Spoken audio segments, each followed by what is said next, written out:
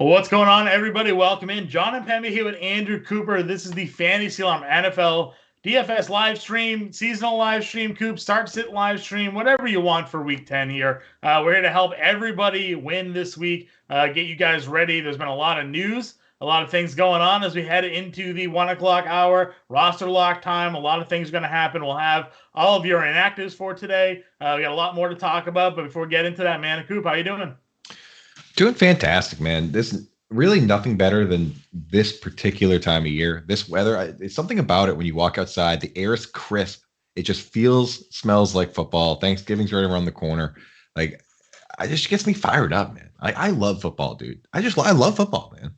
Yeah, football itself is fantastic, of course. You and I, of course, every Sunday for the last however many years, right? We're just sitting down, watching football, grinding out seasonal fantasy, DFS fantasy, talking it all over. So, the month from September to February, we're locked in. We're ready to go.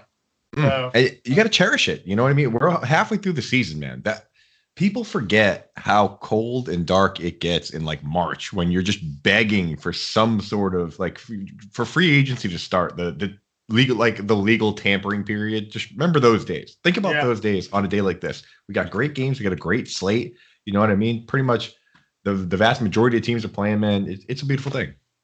It is a beautiful thing. And I think that, as I said, you mentioned, we're already halfway through the year, which is wild to think about because all of the prep work, all of the anticipation, everything that we do leading into the fantasy football season, and then it's gone before you know it. So we're here to, take everybody home right to the playoffs. So playoffs starting, 4 weeks, something like that, Coop? It's crazy. Coming quick here. So, we got a lot to get to. We talked about injuries. We talked about some big names that are out. I want to thank the fantasy gods for giving us this news before, roster lock time today. We got the Nick Chubb news on Friday. He's ruled out due to COVID. We got the Alvin Kamara news on Friday. He, too, is ruled out. Last night, we got the Big Ben news, the fact that he's dealing with a COVID issue and is not going to play. So, there's a lot of things there, and I'm sure you got more players to go over, but some big names just kind of out of the jump right there that aren't going to be active for today. Brutal, man. Brutal. Big Ben came out of nowhere because, there are a lot of people are counting on guys like Pat Freiermuth, right? And Big Ben's a guy, gets the ball out of his hand the fastest in the league. So 2 years in a row now, last year and this year, guys that actually qualify under 2.5 seconds. Like, you're counting on those Muth targets, you're counting on those, and now all of a sudden you get a QB switch to a QB that we know is not exciting. Mason Rudolph. I mean, that one particularly is just kind of brutal for people, right? It is. I mean, it was the matchup, really, right? And then you're wondering exactly now where do you pivot to, right? So, I don't know. Yeah, it's tough losing a quarterback right that, especially late in the week and what you have available to you. So, for sure, that was a tough one. What other injuries do we got to look at here, Coop, for today? You got some of the ones that have already been out there for today? Yeah. So, I mean, there's some rough ones. We have let's see. We have obviously Chubb and Demetric Felton out, which that does kind of consolidate things to D'Ernest Johnson because we already know that Kareem Hunt's out. You have no Jamal Williams, which I mean, DeAndre Swift was already kind of a wagon, but now he's a beast play. I mean, in DFS he might be a must start. You have Chase Claypool who might have turf toe, which is it doesn't sound like a rough injury, right? It sounds like kind of like a soft injury, but it's actually a brutal injury, not just in terms of this year, but that injury has ended careers. I mean, Sean Alexander, LaDainian Tomlinson, you have to be careful with that. With the Patriots, you have Damian Harris out. That's, he's that makes Mondre Stevenson kind of potentially a chalk play. I mean, we talked about it before. What do you think? 70% owned in DraftKings? Yeah, I mean, I think Ingram is going to be the chalk play. Yeah. But they're the same price, so I actually like Stevenson as the pivot play there. Because they are the same salary, and Ingram is the bigger name. The Saints, they're going up against Tennessee, maybe a little bit more of an easier defense for them to run against. You kind of think the volume will be there. So I think more people are going to lean towards Mark Ingram, but we've seen Ramondre Stevenson be an all-around back this year as well. He's proven capable of catching the football at times when they need to throw it to him. He's just running for touchdowns. He's looking great in that game against Carolina before he went out. So, yeah, listen, I'm with you there. I think Stevenson's a great pivot off of Mark Ingram this week. I'll tell you, I play in this thing called the Baby Bowl. It's a great thing, a charity one where I think pretty much anyone can play. So next year, or they do it again for the playoffs. Search Baby Bowl, search Rob Norton. You can get involved in this charity. It's pretty cool. But basically, it's like those Survivor leagues for where you pick one team, and then once you pick that team, you can't pick them again. Except It's fantasy players. You pick 7 guys a week. Once you use a guy, you can't use him again. Mm-hmm. So this week I start 2 running backs. I'm starting Mark Ingram and Ramondre Stevenson. I mean, when am I going to get a chance to use these guys without the other guy? It's one of those leagues. So I'll use both those guys this week, and I think they're interesting starts for sure. So I think those are the kind of guys where each week we talk about these guys that are kind of in an interesting spot, and we have to decide whether where the line is. Those are the draw the line guys this week, I think, because it's like obviously you start your Joe Mixons, you start your CMCs, guys like that, but where do we draw the line on these guys that might not be immensely talented, but now the situation is amazing versus a guy like, let's say, Melvin Gordon, right? Are you starting Melvin Gordon, or are you starting these 2 guys, John? Right. Yeah, and we talk a lot about that all season, right? We're in week 10, and we're still wondering, like, week to week, flip a coin, Melvin Gordon, Javonte Williams. They both have great matchups today going up against Philadelphia, but it's like, which one is going to be the productive back? We saw last week. And this is how I think it's pretty clear to see who the lead running back is. It feels like, at least, is that like when they were up big in that game, Melvin Gordon was getting a lot of that like run out time, right? So, well, the numbers look similar and they both got a decent amount of work. It was Gordon there at the end that was carrying a lot of the workload. So something to look at there. You mentioned Christian McCaffrey. I included him in my Contrarian Corner video for DFS this week. He's just $8,400 on DraftKings. This is a guy that we're used to paying almost $10K for. Last week, first week back, he played 49% of the offensive snaps. You have to assume that's something that's going to increase this week. And even though he played only 49% of the offensive snaps, he was involved right away in the passing game like he always is, and he had like 15 carries right away. So, Carolina basically threw him right back into the woods there, right out of the gate. The change in quarterback, from Darnold to Walker, I guess maybe we'll see how that changes things. We often talk when a more mobile quarterback becomes the starter, they don't necessarily always look to check down to the running back there, but it's Christian McCaffrey. I feel like it'd be wild if all of a sudden Walker wasn't throwing to McCaffrey, and the offense didn't have designed plays to make sure McCaffrey got the football here. So I think now in DFS is a time to strike with McCaffrey. And of course, if you have him in seasonal, you play him. He's all systems go. Yeah, I've done some deep dives on that. And I think what it boils down to is, there's 2 kinds of pass catching backs. There are backs that run real routes, and then there's safety valve backs, right? And if you look at some of these guys, like Jordan Howard in his career, he has overall a negative air yard. I'm not even kidding. His air yards are negative in that he only catches balls behind the line of scrimmage, right? Whereas a guy like Christian McCaffrey, guys like Miles Sanders, they're running real routes. They're running wheel routes. They're running Texas routes. They're running, outs. They're running posts. Like some of these guys, Aaron Jones. You watch Aaron Jones run. He lines up wide receiver and he runs slants. He runs posts. That's the difference maker for me. So I think that type of thing, obviously mobile quarterbacks, are reluctant to check down. But some of these guys like Christian McCaffrey, he has a real route tree. He's a real pass catcher. He can play wide receiver. So that's kind of where I draw the line on that. And I think you're exactly right, John. That McCaffrey in a game like this, he has the potential to go crazy. Yeah, definitely. Before we jump into questions, I want to get your take here on the Odell Beckham signing, and then of course the Robert Woods injury now, right? Like, I felt like that was the reasoning almost why OBJ ended up landing there. Nobody heard the Rams as a player in this until like the very, very end. And then Robert Woods tears his ACL. And now all of a sudden OBJ goes from maybe the number 3, possibly the number 4. I mean, depending on where Van Jefferson fit in there, I'm sure he would have been above Van Jefferson. But now he's moving into a prominent role. Still very clearly behind the number 1 receiver there in Cooper Kupp, but the value for OBJ moving forward with the Rams. Yeah, man. I mean, that's the thing about these ligaments, right? Is that and same with muscles, really, is that a sprain is a tear. It's like it's just a tear that hasn't gone all the way through.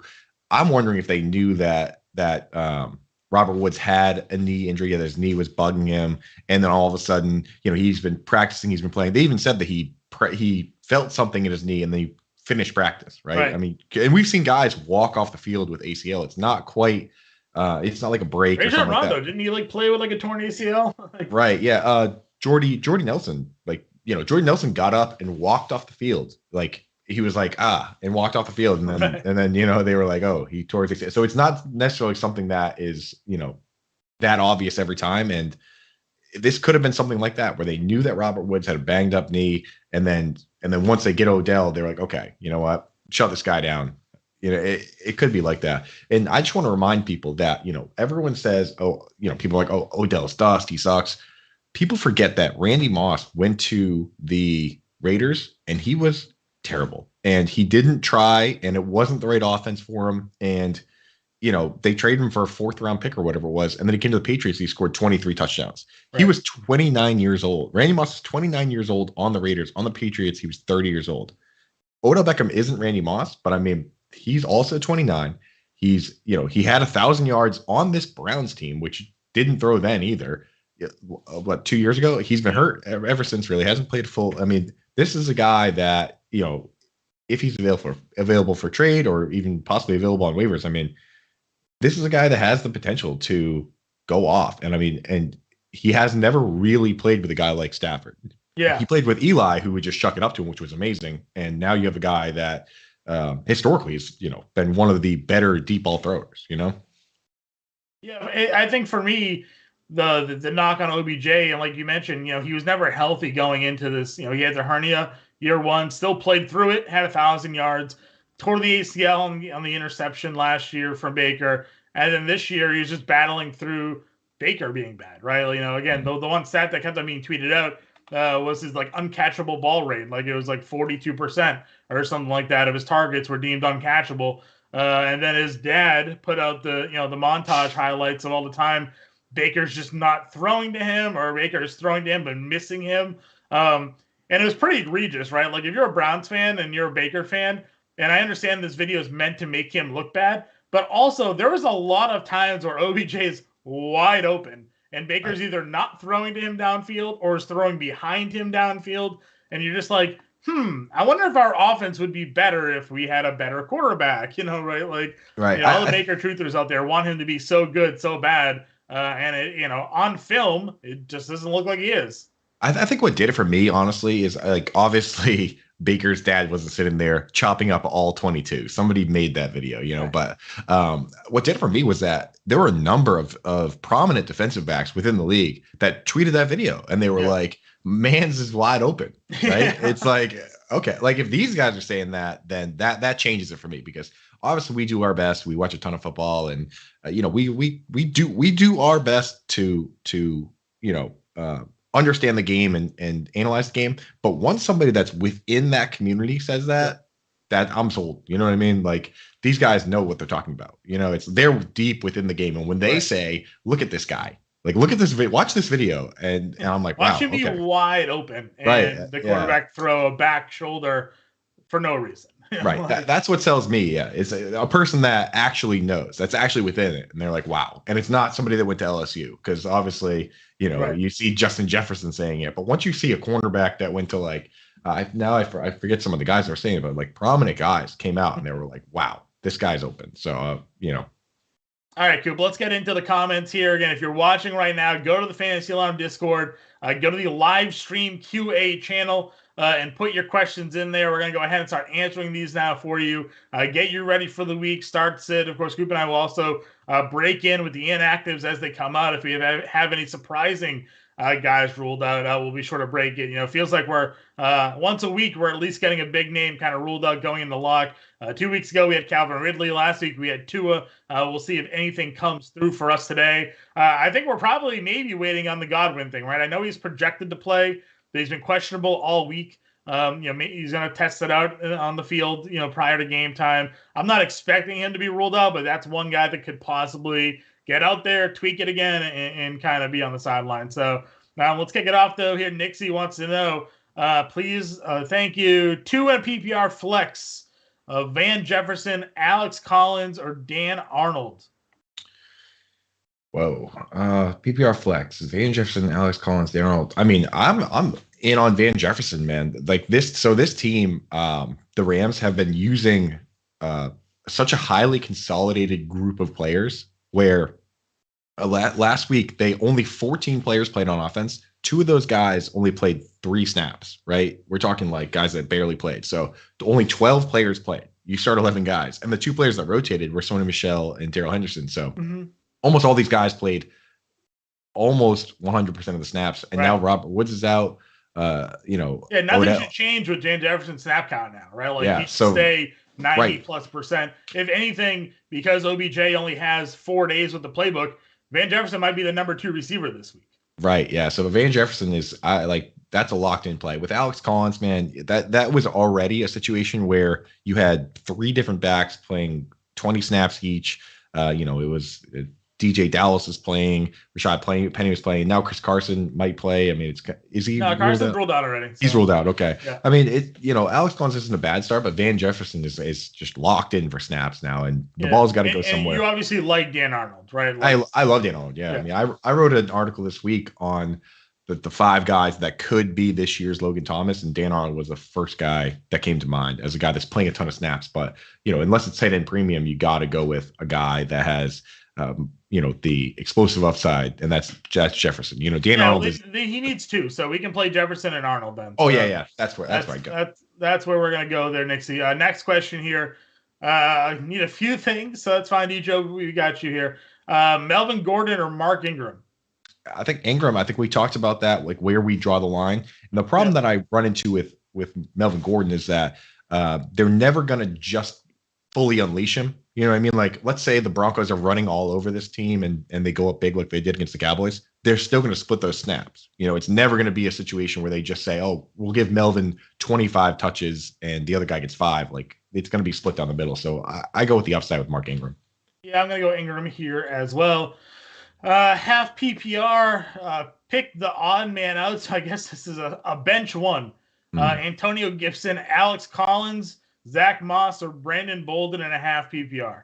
I think I think you'll probably agree with me here that if it was full PPR, you might consider Brandon Bolden, but I think you can't go Brandon Bolden in half PPR necessarily because it's going to be the same old 2-back system that the Patriots run, where Mondre Stevenson is going to get the bulk of the rundown work, right? Yeah, I think so. I mean, I absolutely hate Antonio Gibson against Tampa Bay, but like you said, there's not guaranteed touches for Brandon Bolden here. We've seen it go 1 week where he gets 6 catches. We see 1 week where he gets 1 catch. So, at least Gibson's probably getting 10 to 12 carries.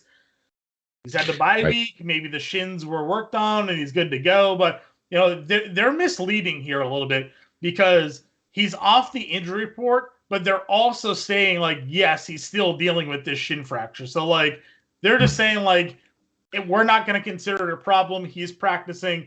It's just a pain management. He'll have to play through it. So, it kind of sucks that that's how it's happening. But I agree. Those are the guys that you kind of have to run out there because they're going to be the primary carriers. Khalil Herbert did technically show that the Bucs aren't invincible.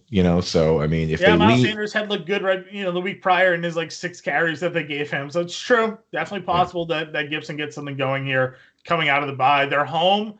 Tampa Bay is not a great road team. They haven't covered a spread yet this season on the road. So, maybe this one stays close enough and Gibson can get done. And then I also need a replacement for Robert Woods. Guys on the waiver wire, and I already know who we're going to go here. James Agnew, AJ Green, or Micah Gallup. Would you pick any of these guys up to start over the running backs above? That's a curveball. I mean, I would say AJ Green, right? I mean, were you thinking the same thing, or? I was thinking Gallup actually, but over those running backs. If everybody's see, the thing is, I don't like Colt McCoy as a guy who's going to throw downfield, so I feel like Green is in a tough spot.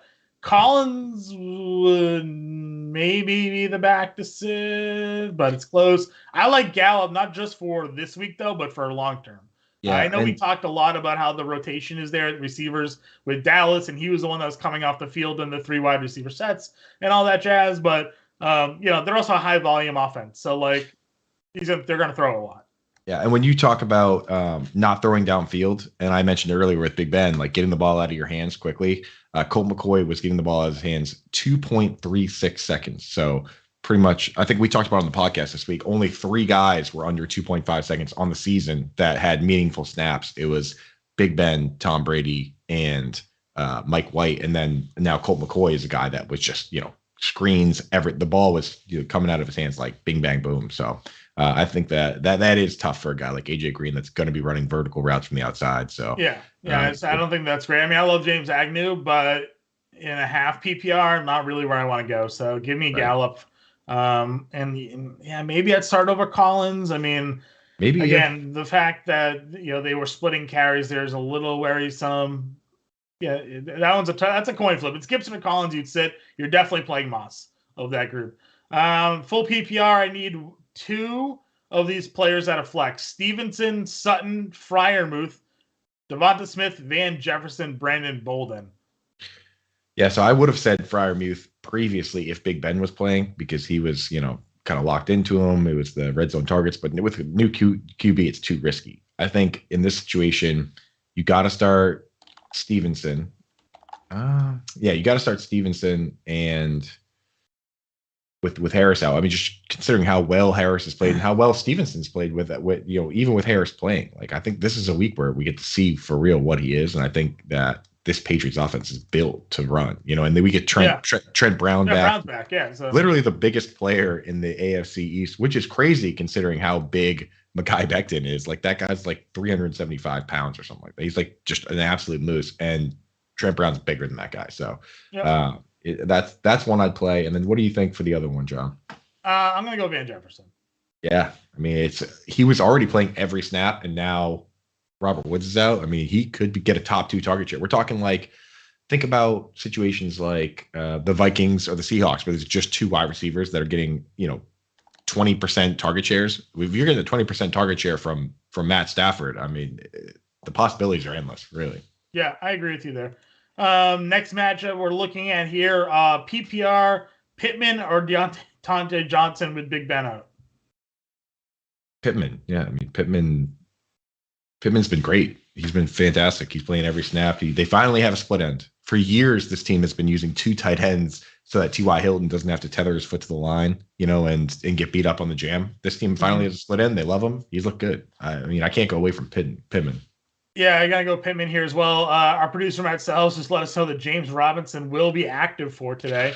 Those who were maybe looking at Carlos Hyde, sorry, Robinson is in against the Colts, so feel free to put him back in your lineups. There should be a good amount of volume for him in the matchup today for there. D'Ernest or Javonte in a PPR?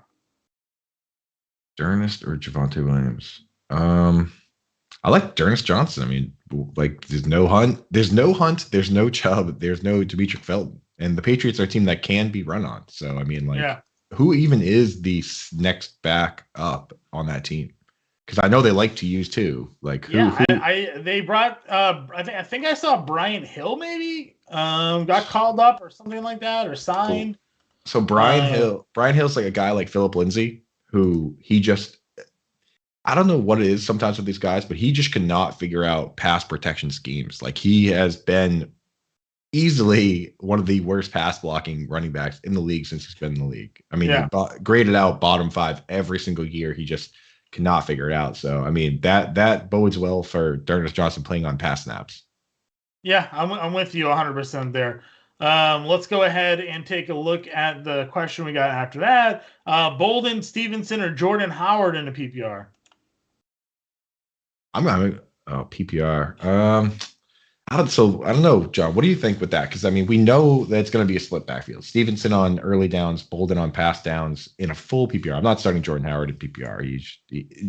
There's articles out there if you search Jordan Howard straight up from his own mouth says he has not been able to catch the ball since high school.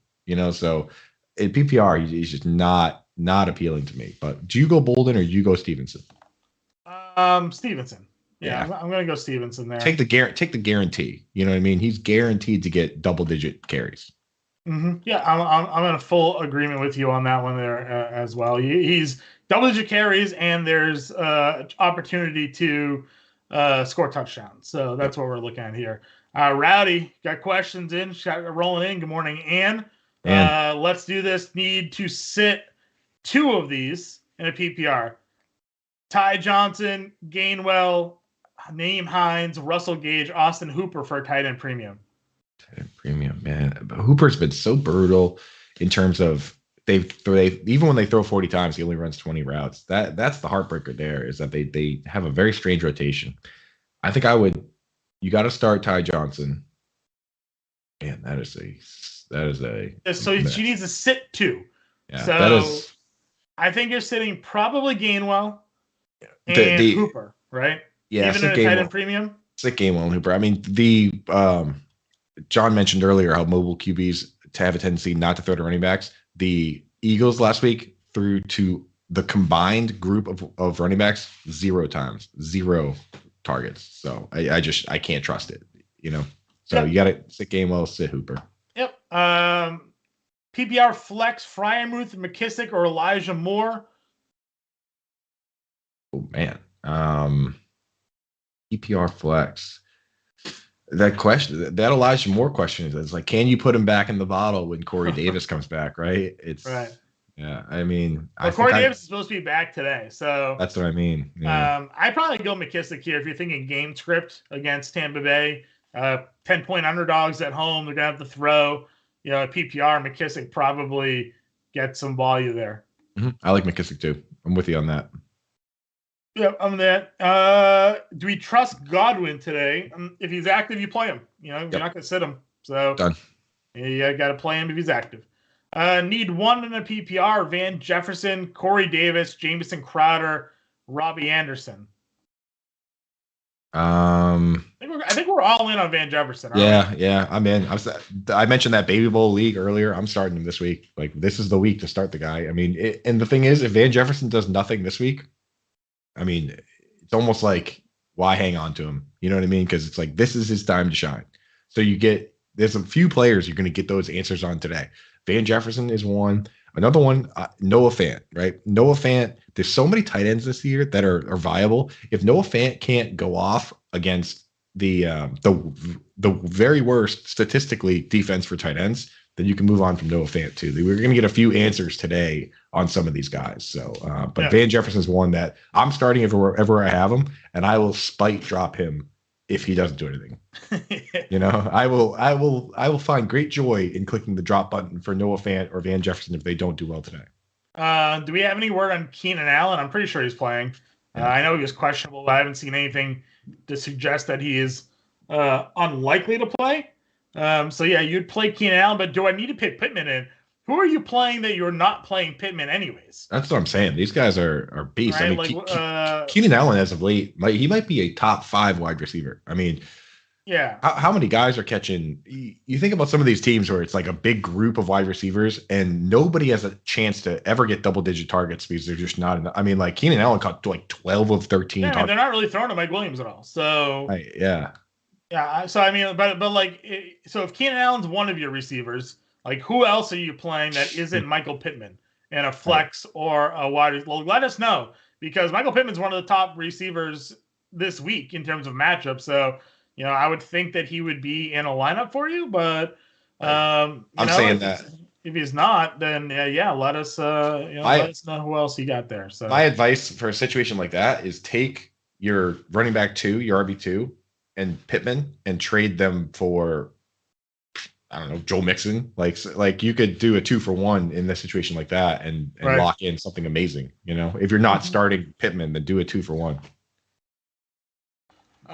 Let's see here. Next question that we got going on. PPR need 2. Pittman. I just lost my spot here. Scroll down. Where did I look here? PPR power is 93. Pittman, Godwin, Deontay Johnson, or Kyle Pitts.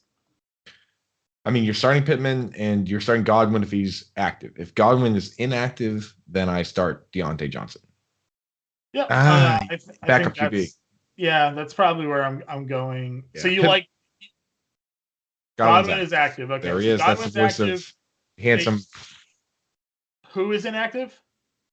Yeah, we knew Gronk was inactive. Yeah, Okay, so Pittman and Godwin are where you're going, Coop.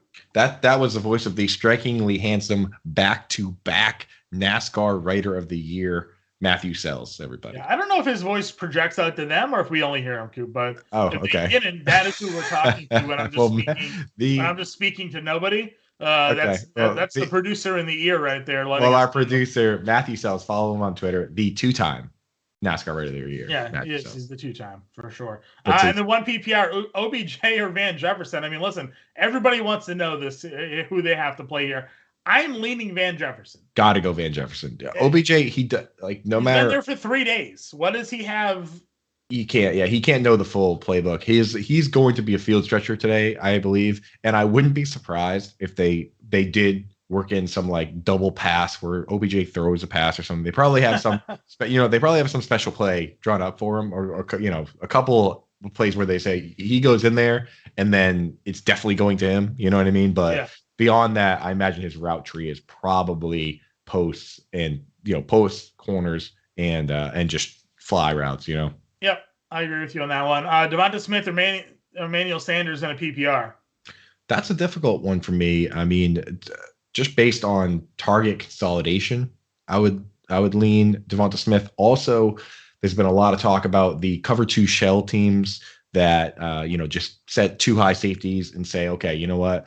We know we don't have an amazing secondary. Just try and beat us underneath, and we'll try and stop you before the sticks. That's the Jets to a T. Like, that's why, the Patriots game, Jonnu Smith got like 7 targets in a row to start the game, because they just, they know what they are, and they know that defense, they haven't had a time. Jonnu Smith inactive today, by the way. Yeah. Hunter Henry wagon. They haven't had time to build that defense, right? They went from a 3-4 to a 4-3, I believe. Oh no, so they went from a 4-3 to a 3-4, and they haven't had time to flesh out the personnel yet. So that team is I would start Cole Beasley if I had him over Manny Sanders, but Devonta Smith is the guy I'm going with today. My question with Beasley, and you're the tight end guy. Dawson Knox is back. Dawson Knox is playing like 90% of the offensive snaps, and was an impact pass catcher, not just in the red zone, but they were even throwing to him a little bit more as well. So I do have to worry, or at least wonder, how that all breaks down with him back this week. Yeah, I mean, that's the thing with these guys, and that's why in the first game back, I'm such a conservative guy that I always steer away from starting a guy like that. Like, surgically repaired hand, 10-point favorite versus the Jets. Like, why would they push it if they don't have to? I think this team is going to come out firing after losing to the Jaguars. Like, the Jets are in the path of the storm right now. I think the Jets are going to get smoked this week. So, I don't trust them to throw Dawson Knox out there for a full snap share, just because why they don't have to, Right. Need one in PPR, running back, Darrell Williams, Elijah Mitchell, Zach Moss. Darrell Williams, Elijah Mitchell, just one, huh? Definitely not Zach Moss then. You have good options. Moss would only be a touchdown play, because the Jets have allowed the most rushing touchdowns in football this season. You're hoping that they get in the red zone instead of Josh Allen taking it. It's Moss. Mitchell's running against the Rams. Not really where I'm looking to go. Yeah. So with it being a PPR, maybe I go Darrell Williams against the Raiders. Yeah, Mike McGlinchey's out. So we do have some impact linemen. I think people underrate the importance of linemen. So we actually have 3 impact linemen that are out. Mike McGlinchey's out. Tyron Smith is out for the Cowboys, and Terron Armstead is out for the Saints, which that is a big one, man. That's a guy that, I know Pro Football Focus grades aren't perfect, but this guy has graded out the number 1 lineman of all linemen. So 5 linemen per team, 32 teams, that's 160 guys. The number 1 lineman twice in the last 5 years. So him being out it matters. Yeah, it definitely matters. PPR Dynasty. We're looking at trades here, I guess. We're doing start sit. We'll get you a trade question after there. PPR, DJ Moore or Jerry Jeudy? Wow. Was not expecting a question of that caliber. Again, that's a question of my number 1 advice would be take your second running back and do a 2-for-1 trade. I mean, you have those are stars. I think I would start DJ Moore though. He's been consistent regardless of quarterback, and Arizona's a team that you can throw on. So I mean, DJ Moore is pretty locked in for me as a top 15 or so wide receiver. Yeah, I'll say I don't think it can get much worse than what Sam Darnold's been doing as a quarterback than what Walker's been doing. So, excuse me. I think there's a possibility there. I'd probably go Moore as well. Though Judy, again, a guy that Teddy Bridgewater, had a great chemistry in game one. He came back last week, targeted him 4 times. So, definitely possibility there. But Moore's probably where I lean as well. Half PPR need one: Tyler Johnson, Gage, or Hilton. Hilton is back today, by the way. TY. Yeah, I mean, dude, Zach Pascal's been playing such a massive snap share, doing so little with it that I do like Hilton. But I think that in this week, with AB and Gronk out and Godwin playing but struggling with a foot injury, Tyler Johnson's kind of interesting. I mean, I don't know. What do you think, John? Yeah, listen, we talked about it on the podcast on Thursday. Johnson filled the Antonio Brown role 2 weeks ago before the bye. He played 68% of the snaps. He had 6 targets, 5 catches, 60 yards. He's at the very least going to play that role again. And if Godwin is at all limited, he's going to see more. So I'm probably going to go with Tyler Johnson here as well against Washington. Gage, he's probably the number 1 receiver outside of Pitts. I guess it could be debated with Cordarrelle Patterson there as well. And Hilton's fresh off another injury. I don't trust him to stay healthy. So Tyler Johnson's probably where I go for there. Are you putting Freiermuth in your DFS lineups today? I am not, Rowdy. I'm going to go with Dan Arnold. And I think if you want to save a little bit more money and be a little bit different, you can go Ricky Seals-Jones, who's $3,700 on DraftKings today. Those are the 2 tight ends I think would be more popular, RSJ and Dan Arnold in that value tier. But you've been tweeting about Adam Trotman lately as well, Coop. So maybe some viability with Trotman this week. Yeah, not only was I tweeting about those guys, but and thank you for reminding me, and that I'm gonna update my DFS tight end, my tight end rankings this week. I would pivot to, in DFS, I'd pivot to Dan Arnold or Trotman in that price range. I mean, Trotman's $3,000 on DraftKings, only $10 on Yahoo. $10. That's like, I don't know, of your budget, that's maybe 5% of your budget. Like, he's free. He unlocks those. This is the week to start guys like that, where there's a lot of cheap options at tight end. And on the main slate, which all of us want to win that $1 million, there's no Kelsey or Waller because they both play in the night game. So there's not even really like a high end smash spot option. The best 2 elite tier options are Pitts and Hawkinson, which, I mean, they're nice, but they're not super exciting. So this is the perfect week to start a budget tight end. And I wrote this week about the 5 tight ends I think could be this year's Logan Thomas, and it was Arnold, Freiermuth, Trotman, Cole Kmet, and Logan Thomas himself. And so for me, I like Trotman. He went from playing 7 slot snaps a week in the first few games to averaging 18 over 3 games. Last week he played 29 at the slot. Michael Thomas is done for the year. The wide receivers aren't exciting. Trevor Siemian is targeting him the second most besides Deontay Harris, who now Deontay Harris had a DUI. His DUI settlement recently, he could get suspended for 3 games. So, I mean, Trotman... not suspended for today, but moving forward, he certainly could be. Moving forward, he could be, yeah. So in DFS, maybe not now, but Trotman's the guy you've got to be stashing on your bench because, last year we saw Logan Thomas, he was tight end 27 through 5 weeks. And then the last, over the course of the season, he was tight end 3. So, these things happen. I mean, you can't just look at fantasy points past. You got to look at the underlying stats and figure out what it's going to be moving forward. So, yeah, I'm with you on that one. Let's see. PPR need a running back and a flex from James Robinson, Dearness Johnson, Mark Ingram, Melvin Gordon, or OBJ. So we need 2 of this group, 1 a running back. You got to play James Robinson now that he's active. So then it's a flex between Dearness, Ingram, Gordon, or OBJ. I would rule out Melvin and OBJ. Melvin's splitting snaps. OBJ is going to be limited snaps. So for me, it's between Dearness and Mark Ingram. So I'll probably go Ingram here. Yeah, I think so. Ingram had 5 catches last week. So, showed that he's being used in the passing game. So, Lebo, go James Robinson, Mark Ingram. I mean, that playbook, the entire playbook is just throw it to the running back, Like, they don't even have other plays. So, and I talked about this with Howard Bender on Friday. The change in quarterback and change in styles as well. Jameis Winston's a guy that sits back in the pocket and looks to throw 40 yards downfield. Trevor Siemian's the guy that's sitting back there looking to throw to Adam Trautman, and he's looking to throw to the running backs. He's looking to check down and play small ball. It's something we saw a lot with Washington last year. Haskins, when he was the quarterback, he was looking to throw downfield. As soon as Alex Smith got in there, who was valuable? Logan Thomas and J.D. McKissick, because he was just checking down and throwing underneath. So Trevor Siemian's that dude, and you're going to see success there, I think, with Ingram here today. Sure. Full PPR, Javonte Williams, Jeremy McNichols, or Brandon Bolden. That's interesting. I wouldn't start McNichols just because of the amount that Adrian Peterson and Deonta Foreman played. I think I'd either go Javonte or Brandon Bolden.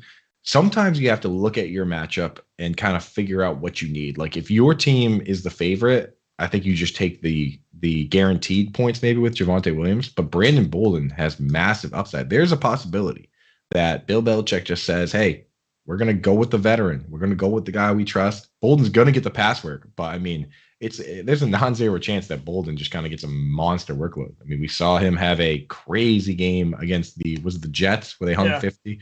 So, I mean, we've seen it from him. With Javonte Williams, we talked about it earlier, where it's like he's got the floor, but there's just really no, unless Melvin gets hurt, there's really no world. Or he breaks one. I mean, we've seen random games. I mean, he had that game against Cleveland where he was like the highest producing back of the group, but because it's such a 50-50 split, that's what it is. You don't know which one is going to be the guy that have that big game. So yeah, and the cap becomes they're not just going to say, okay, we're going to give Javonte every single touch.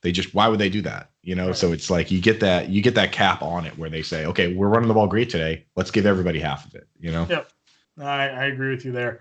Next question that we got, I have Kyler and D-Hop. Rowdy, doesn't look like either of them are playing based off reports that I've seen today, both from Schefter and Rappaport. They are pessimistic at best that they'll suit up today. So hey, John, fantasyalarm.com, just Google Fantasy Alarm Inactives. Our inactives page is the best in the business, and it's up, it's live. So you want to take a look at that? Yep, definitely take. You see anything notable there? I'm taking a look now.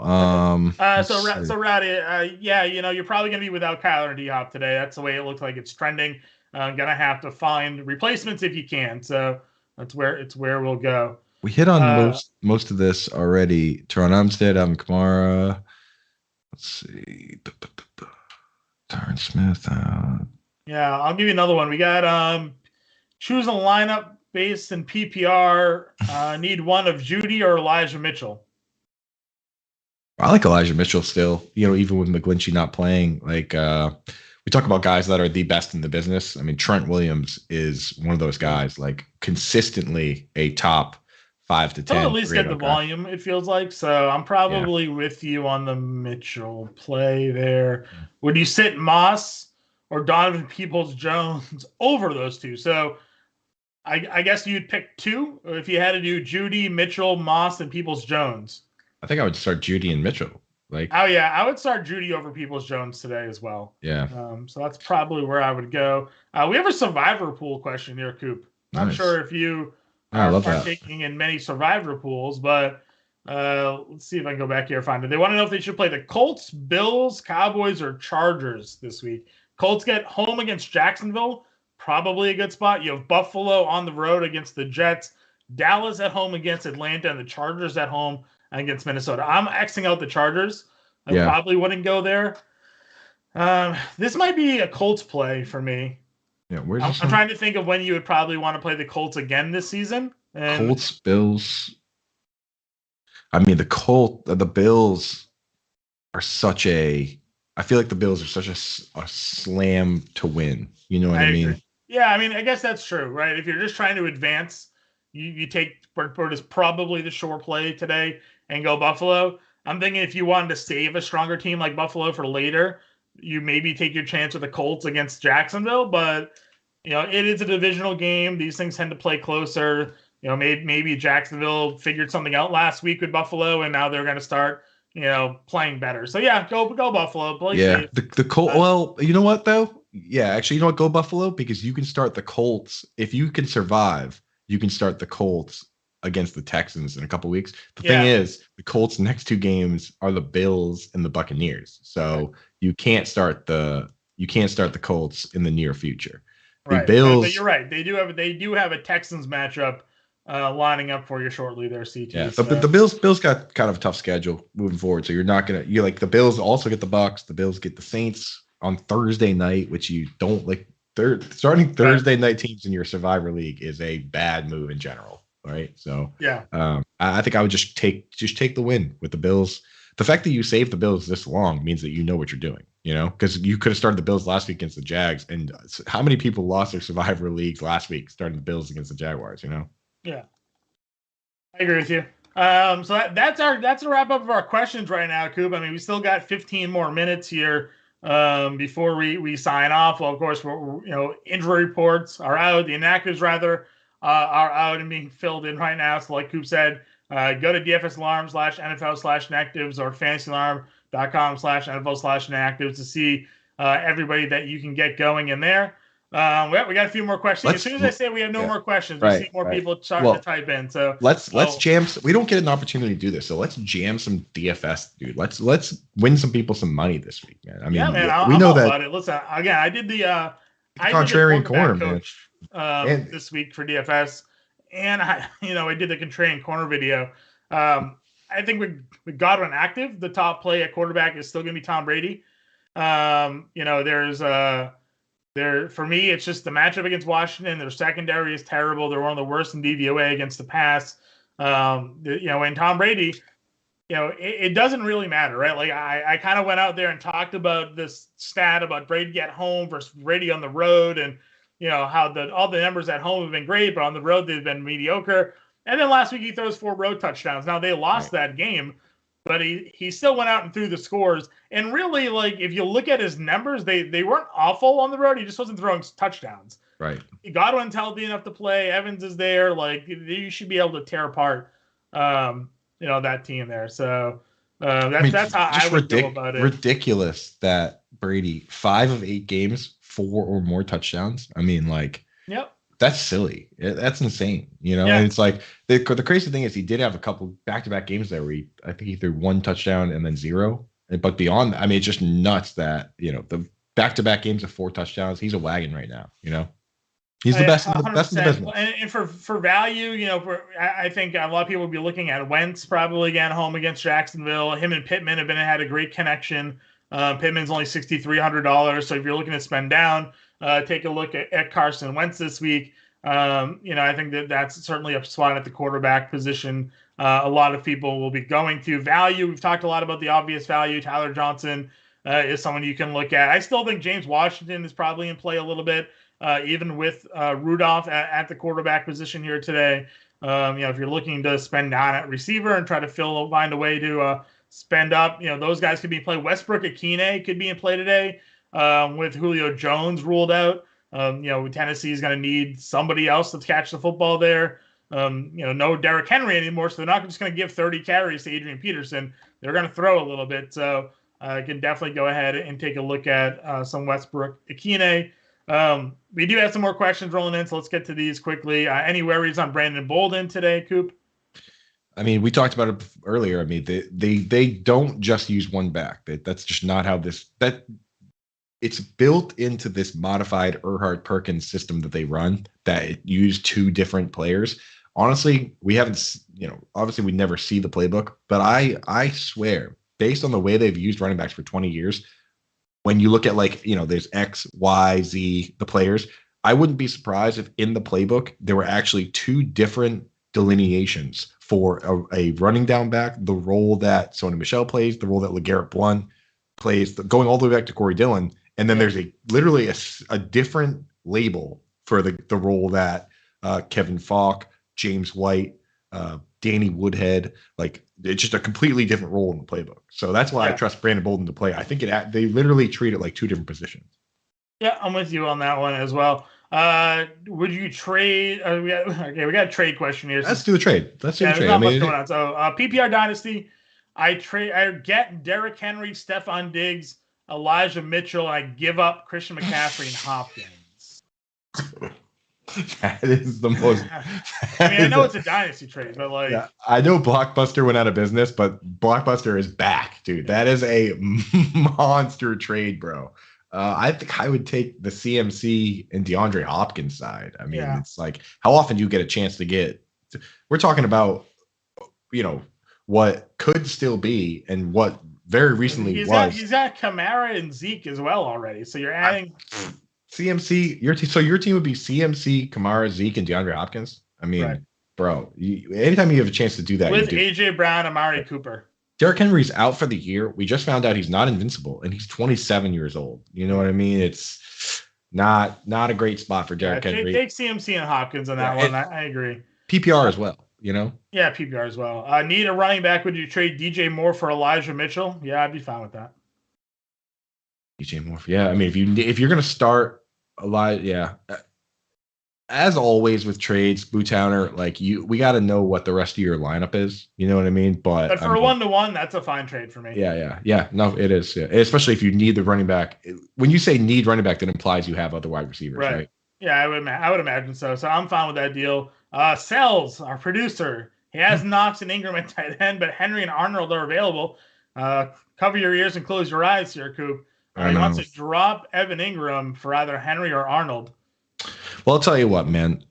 Hunter Henry and Evan Ingram are two players that are near and dear to my heart. But this what we do here is science, right? There's, facts don't care about your feelings, and that's the beautiful thing about science is that it's still right whether you believe it or not. And when you look at the deployment for Dan Arnold, when you look at the target share, Dan Arnold has to be ranked above all three of those tight ends, in my opinion. So yes, I would drop Evan Ingram and I would add Dan Arnold. The Giants were missing wide receivers this whole time, and he never had a blow up game with like 10 targets. I mean, Dan Arnold had 10 targets the other day. So I think it was 8, 5, 10, 7 targets the last few games for Dan Arnold. I mean, I should have listened to the real tight end whisperer here, John Impemba, when he was telling me that Dan Arnold is a pure pass catcher. I tried so hard to tell you that Dan Arnold was the guy you wanted to grab late in your drafts. And in my defense, he was on the Panthers at the time. Drowned out here by Coop. He wouldn't. Even drowning you out right now, even. But no, he just wouldn't listen to me. I've never let him wrong in my life. And he just wouldn't give me the time of day. You told me not to draft DJ Moore though, so and how's that working out for you now? He had two good weeks against some bad teams, and it's been crap lately. I'm telling you. You're right. You were right. Dan Arnold cannot be denied. Full point PPR. Adam Thielen or Devonta Smith today. Adam Thielen, man. It's such a consolidated target share, and I think Kirk Cousins right now is just a better quarterback than Jalen Hurts. He just is. Yeah. He's just better at throwing the football. It's sometimes it boils down to that.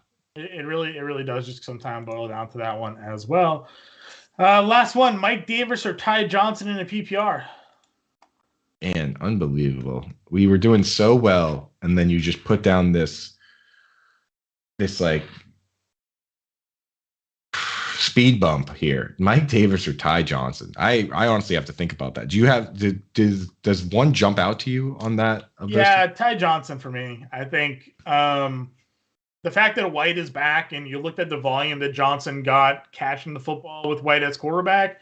I think he had like 13 catches on, it was like 19 targets or something crazy. Like he threw so much to the two running backs that they were both viable. And it was actually, I think it was 3 of the last 4 weeks, I want to say. Johnson has over 10 fantasy points too. So Ty Johnson if it's a full PPR. I know it's a bad matchup against Buffalo, but like, the Jets were expecting are going to have to throw, and White has proven that he likes to check down. So I mentioned it earlier briefly that there's 3 quarterbacks getting the ball in their hands under 2.5 seconds. It's Big Ben, Tom Brady, who we know do that, and then Mike White. So Alex Collins or Van Jefferson a PPR. We're a big team Van Jefferson. We are. Yeah. That's every week I feel we hitch our wagons to somebody, and this is the Van week, We're gonna find out once and for all if this guy is just a guy that's the next man up type guy like a Zach Pascal or Gabriel Davis, or if this is a legitimate good wide receiver, and he very well might be. I mean, this is a guy, they took him in the second or third round, you know? Yeah, Coop, would you play Dan Arnold or Hunter Henry today in a full PPR? I think in full PPR, in full PPR, you have to go Dan Arnold, man. He's being deployed as the focal point of that offense. You know, it's Urban Meyer, inexplicable or not, right? It's like sometimes we have to. There's a fallacy of rational coaching, right? The whole deal that like coaches should do what you think they're going to do. Urban Meyer wants to use these tight ends as like wide receivers. He wants to make them a focal point. He did it with James O'Shaughnessy, right? Yeah. James O'Shaughnessy week 1 was top 5 in wide receiver stats. There was another one that. I mean, Luke Farrell ran like 30 routes from wide receiver in week 2. So it's like if he wants to trade for this guy and make him the star of the team, we can't deny it. So you got to start. Would you bench Antonio Gibson for Javonte Williams today? I probably would, truthfully. I mean, that one, the guy's got a broken leg. You know what I mean? Like broken leg against Tampa Bay. Right. Yes. Right. You played Javonte today. Hines or Brandon Bolden and a half PPR. Brandon Bolden. Because the thing about Hines is that what we liked about Hines, you know, for the zero RB guys out there that were like, okay, we're going to target guys that are splitting the snaps and getting the pass work, and the other guy gets the run work. That's not happening. The last 5 weeks or so, Jonathan Taylor has played more pass snaps than Nyheim Hines. He's a punt returner, you know, so that's what he is at this point. Hines is no different than a Tony Pollard at this point. Yeah, I'm kind of in agreement with you there as well. PPR flex: Adrian Peterson, Laviska Shenault, Tyler Johnson, or Boston Scott. Oh, yeah, Adrian Peterson. Anytime I hear PPR and Adrian Peterson in the same sentence, it makes my stomach upset. It's like the guy can't even hold him the ball when you hand it to him. So I can't go there. But he had a touchdown, but he had 10 carries for 20 yards. So he played 16 snaps. And you can't run against New Orleans either. They've been one of the best run defenses like forever. So yeah, that's tough though because I don't like Shenault either. I don't know, John. What do you think? Tyler Johnson's such a wild card. He's a wild card, but I mean, Godwin. Tyler Johnson. He's playing Antonio Brown's role, and Tom Brady doesn't discriminate. You know what I mean? He'll six targets the other week. Right. He'll throw the ball 1,000 miles an hour at Cameron Brate. You know what I mean? So it's like, you know, he doesn't care who it is. It's the plays determine themselves. So I do like Tyler Johnson. Yep, I'm in 100% agreement with you there. We got 2 more minutes. I see our guy Roddy is currently typing, so I anticipate a question coming our way in a moment. Here we go. Tim Patrick, Van Jefferson, Alex Collins, Tyler Johnson, Russell Gage. Each 3 of that group. This is my tip. This is the kind of question that I like. These are the leagues that I play in. Where you're definitely playing Van Jefferson. Yep. I think you're definitely playing Russell Gage. So it's Tim Patrick, Alex Collins, or Tyler Johnson, Coop. So Tim Patrick has been banged up. What was the injury that he had? Is that like, because there are some injuries where it's like concussion, for instance. When you're over it, then you're over it, right? Like he's still currently questionable for today with a knee. Knee I don't like. Hamstring I don't like. Let's see. Because those are the injuries that where it's like, you know, you see a guy come in, it's like, oh, he's been limited with a knee, and then he plays 5 snaps. He did, he did have limited practices the final 2 days of the week, but probably not great, especially when Judy is back. Like, they don't have a need for Patrick to be out there and play a bunch. So, right.